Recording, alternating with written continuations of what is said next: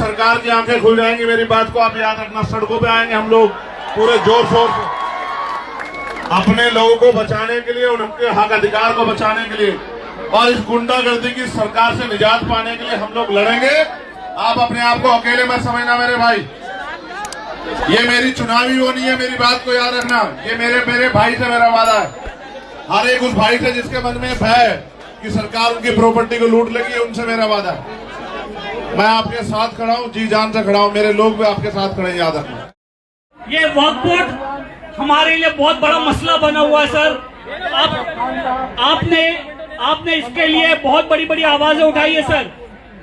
चंद्रशेखर आजाद साहब, आपने इसके लिए बहुत बड़ी बड़ी आवाजें उठाई है हमारे फेवर में सर, कीजिए कि ये प्रॉपर्टी सर, डिफेंस, रेलवे, और उसके बाद में वक्फ बोर्ड 3rd नंबर पर आती है सर, सबसे ज्यादा प्रॉपर्टी के चक्कर में। सर आपकी मदद रही तो इंशाअल्लाह सर ये वक्फ बोर्ड की आप लोग रेजोल्यूशन पास करके दिखाएंगे। हमारे जितने कांग्रेस के सीनियर नेता है सब आपके साथ में सर, सब आपके साथ में सर। हम आपसे पूरी की पूरी मदद की दरकार है सर।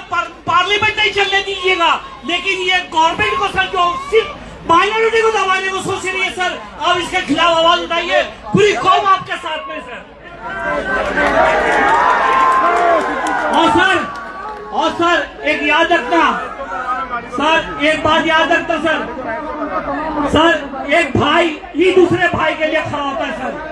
ये बहुत बड़ी हम लोग आपसे सर मदद मांग रहे हैं सर, और हम लोग के लिए इतना बड़ा मर्तबा है ना सर।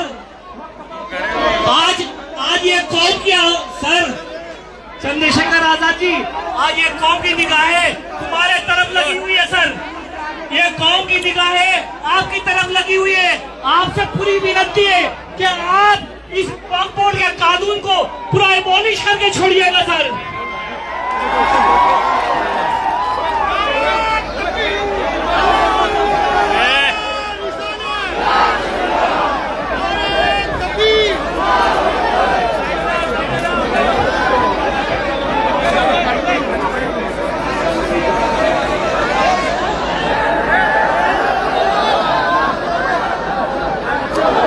ये आप ही का कार्यक्रम है, जितना गैर जिम्मेदारी दिखाओगे आप ही को परेशानी होगी। ये किसी और का कार्यक्रम नहीं है।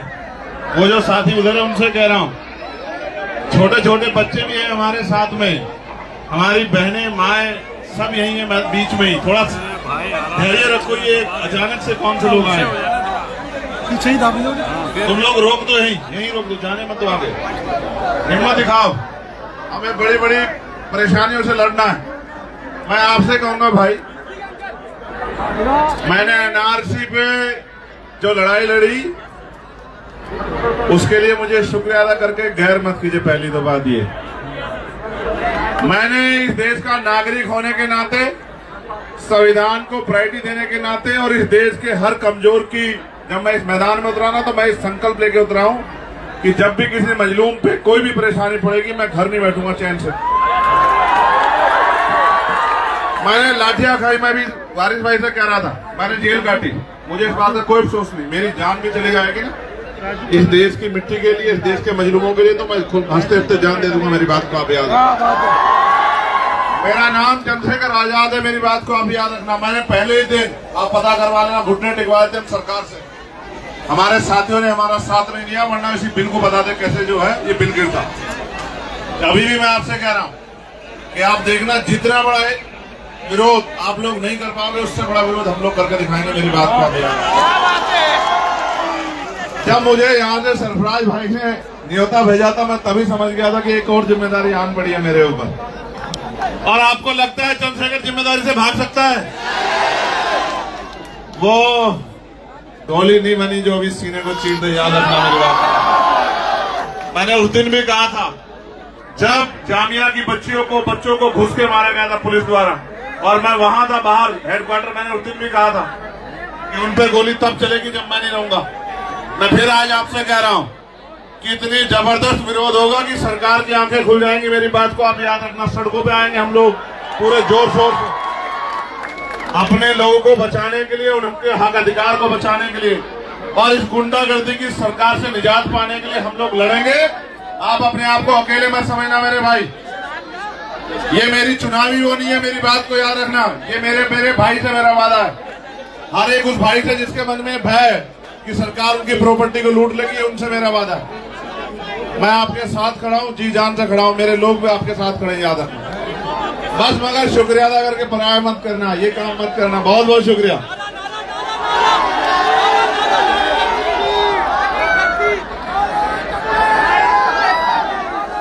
नारे तकबीर, नारे तकबीर, नारे तकबीर।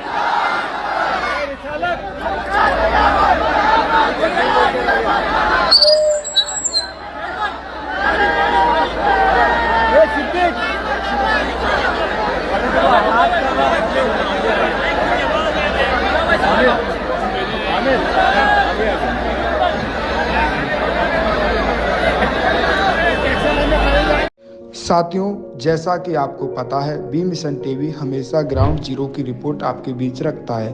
अगर आपको हमारा काम पसंद आता है तो बी मिशन टीवी को आर्थिक मदद करें, जिससे कि हम यूं ही निरंतर ग्राउंड लेवल पर काम करते रहें।